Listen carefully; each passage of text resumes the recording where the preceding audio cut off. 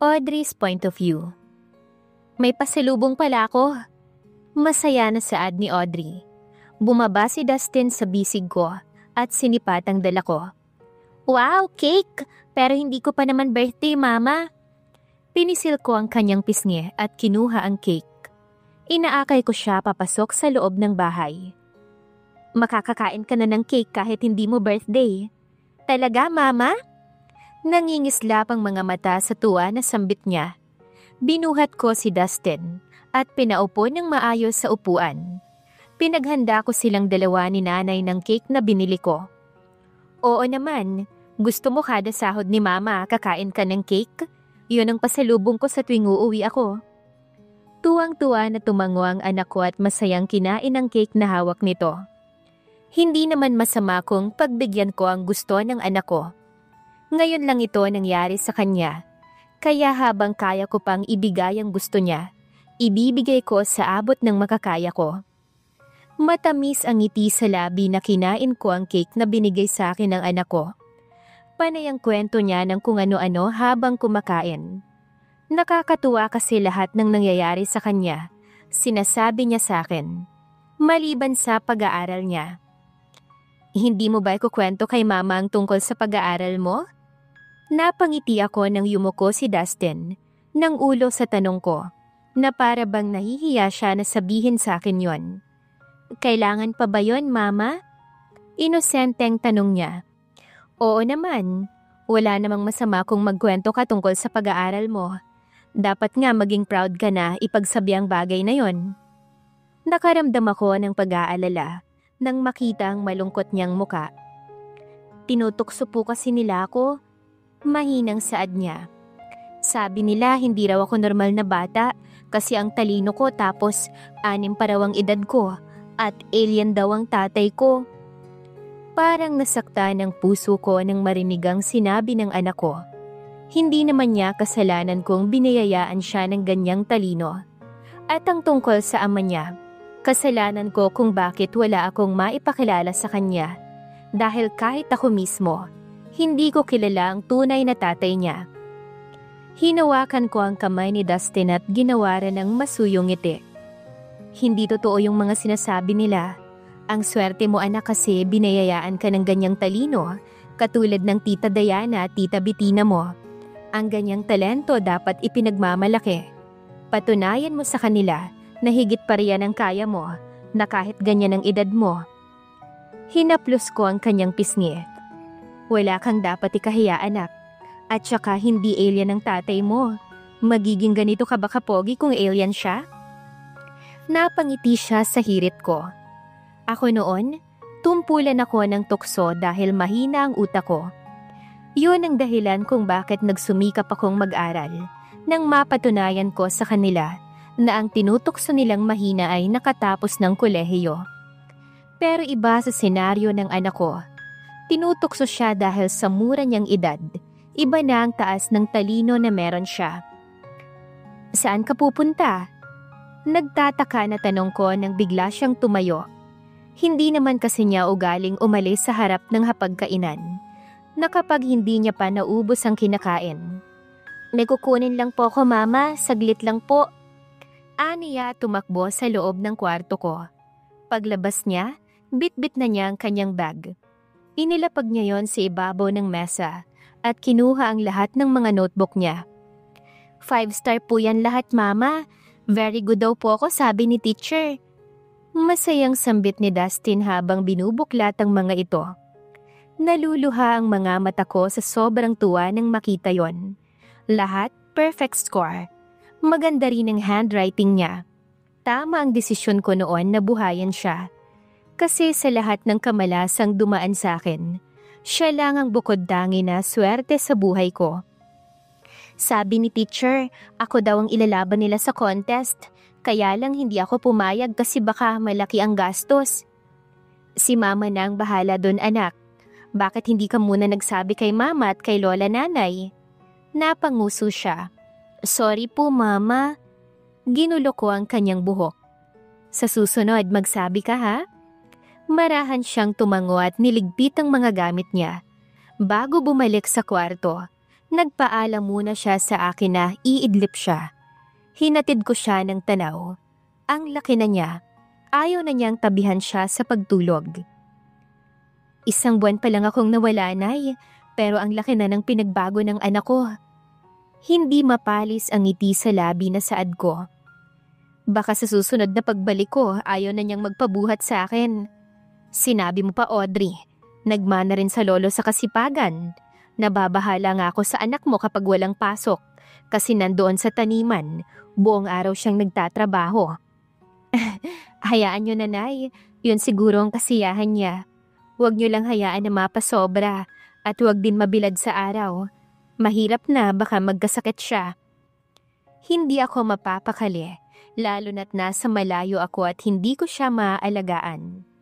Siya nga pala, Nay. Kinuha ko ang pera sa bag ko. Inabot ko yon sa kanya. Hindi ko na ipadala kaagad. Busy kasi doon sa trabaho. Maraming salamat dito, anak. Pero magtira ka para sa sarili mo. Baka may gusto kang bilhin doon. Aniya. Libre ho lahat doon, Nay. May allowance pa kaming natatanggap kada linggo. Patawad sa pagsisinungaling, Nay. Kung pati kayo nadamay sa kasinungalingan kong to. Labag man sa loob ko pero kailangan kong gawin. Sasabihin ko rin balang araw kapag natapos na ang usapan namin ni Diego. Wika ko sa aking sarili. Ibayad niyo ho yan sa tubo ng utang natin. Tapos yung matira itabi niyo ho. Para sa inyo ho yun, Nay. Naputo lang pag-uusap namin ni Inay. Nang pumupungas na lumapit ang anak ko. Kaagad siyang yumakap sa akin nang buhatin ko siya at pinaupo sa tabi ko. 3:00 na ng hapon. Gustuhin ko man na makasama sila sa hapunan, ngunit kailangan ko nang umuwi. Baka magtaka si Ma'am Claudia kung gabihin ako ng pag-uwi at hindi ko pa kasama si Diego. Kailangan na ni Mama bumalik sa work. Malungkot na wika ko habang yakap ang anak ko. Next time, aagahan ko ang pagdalaw para mahaba ang oras na makasama kita, anak. Tiningala niya ako. Huwag ka na pusad, Mama. Madali lang naman po lilipas ang araw. Gigil na pinupog ko ng halik ang kanyang muka. Ang matured mo na mag-isip, nanibago ko. Tara, ihatid mo na si Mama sa sakayan. Dumaan muna kami sa puntod ng mga kapatid ko at ni Itay. Nagbigay ako ng bulaklak at ng dasal para sa kanilang 3. Baka hindi ako makauwi sa death anniversary nila. Mag-ingat ka dito, ha? Emosyonal na sambit ko. Parang ayaw ko nang bitawan ng anak ko. Nay, mag-ingat po kayo. Tawagan niyo ko o kaya i-text. Yung anak ko nakangiti pa na kumakaway nang makasakay ako sa tricycle. Pero yung mga mata niya, nakikita ko ang lungkot at namumuong luha doon. I love you. Saad ko at kumaway pabalik sa kanya. Love you, Mama. Ingat po. Hanggang sa makaalis ang tricycle, kumakaway pa rin siya sa akin. Pinahid ko ang luha na kumawala sa mata ko. Namimiss ko na naman ang anak ko ng 1 buwan. Nakatanggap ako ng text galing kay Diego. Tinatanong kung uuwi ba ako. Kung susunduin niya ba ako dahil pauwi na siya. Sinabi ko na pauwi na ako at sasakayan niya na lang ako hihintayin kung saan niya ako ibinaba kanina. Pagbaba ko ng jeep ay nakita ko kaagad ang sasakyan ni Diego na nakaparada sa gilid ng daan. Nakasandal siya sa nakasaradong pinto ng sasakyan. Ang kamay niya ay nasa loob ng magkabilang bulsa ng pantalon na suot at nasa jeep ang tingin. Nang makita niya ako, napatuwid siya ng tayo. Hi, kanina ka pa? Uwi ka ako nang makarating sa tapat ng binata. Hindi naman masyado. Aniya at pinagbuksan ako ng pinto. Sa lubong ang kilay na tumitig ako sa kanyang muka bago pumasok sa loob ng sasakyan. Hindi raw masyado pero pawisan. Napaismid ako at hindi na lang yon pinansin. Pareho kaming walang imik. Nagpakiramdaman lang kami sa isa't isa. Wala rin naman akong sasabihin kaya tahimik lang ako na nakatanaw sa labas. Alam kaya ni Diego na may anak ako? Alam niya kaya ang background ko? Or dapat ko bang sabihin sa kanya ang about sa personal na buhay ko? Ang haba ng traffic kaya ginabi kami nang makarating sa mansyon nila. Naabutan namin sa sala ang kanyang ina. Nagbabasa ito ng dyaryo at halatang hindi magandang timpla ng araw niya. Nang makita kami, ay ipinaghain na niya kay Ate Badeth ang hapunan. Ang ending, sabay kaming tatlo na maghapunan. Walang imik ang ginang sa hapagkainan. Pati si Diego ay ganun din. Para bang may mga sarili silang problema na ayaw malaman ng isa't isa. Pinagsawalang bahala ko na lang ang aking napansin at nagpatuloy sa pagkain. Kailangan nating matulog sa iisang kama. Wika ni Diego nang makaakyat kami dito sa silid. Alam mo naman kung anong ibig kong sabihin, hindi ba? Tumango ako. Huwag kang mag-alala. Wala akong gagawin, Audrey, na hindi mo magugustuhan. Kailangan lang talaga nating gawin. Hindi naman ako nag-iisip ng ganon, Diego. Sambit ko nang ma-realize kung ano ang pinapahiwatig niya. Sinasabi ko lang, mabuti na yung malinaw sa'yo. Baka bigla kang matakot sa akin. Nangunot ang kanyang noo nang marinig ang tawa ko. Sa totoo lang, ni minsan ay hindi ako nakaramdam ng takot kay Diego. Kung may gagawin siya sa aking masama, hindi ko yon naramdaman.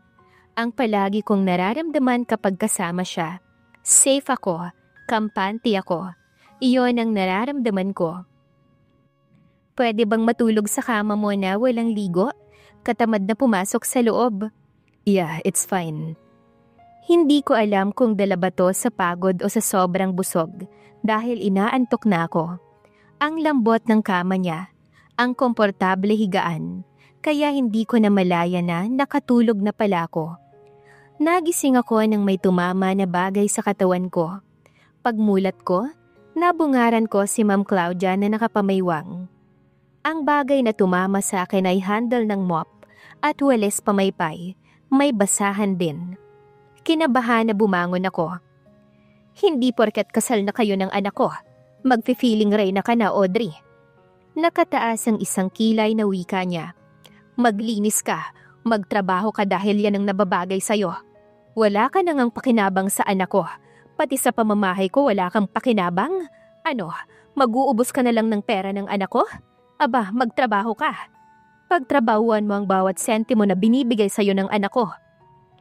Ang aga-aga mainit na kaagad ang ulo niya. Hinayaan ko na lang siyang pagsalitaan ako. Lumabas din naman siya pagkatapos. Napabuntong hininga na lang si Audrey. Nang tingnan ko ang oras, 9:00 na pala ng umaga. Pumasok ako sa kusina. Walang niluto si Diego.